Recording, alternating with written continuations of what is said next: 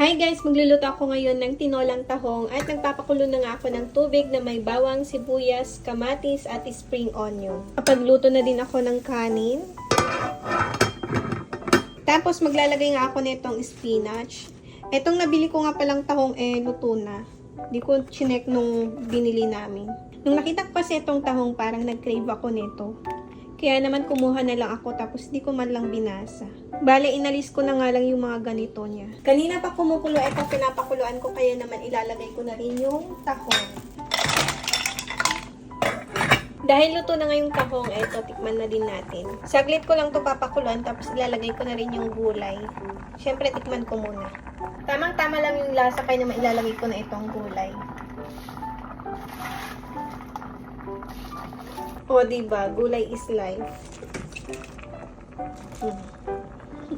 Kain po tayo. Ito nga yung ulam namin. Tapos, ito na din yung tirang kanin. Ito lang yung kanin namin ni Zane. Kasya na. Dahil dadalawa lang naman kami ni Zane dito. Naglablow na siya.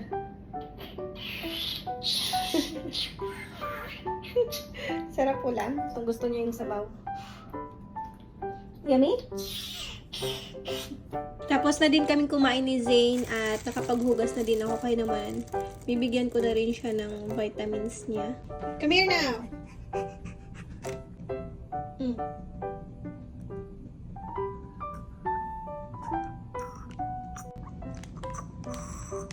Good job. Oh, drink water, drink water.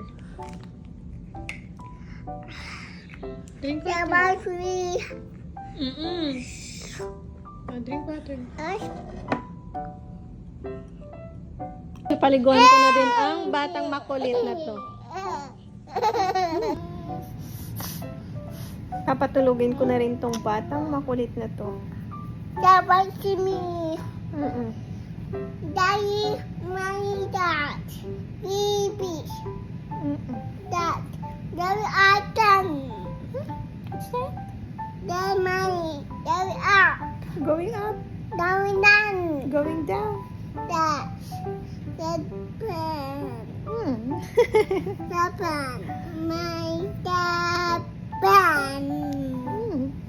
Dad, Seneban.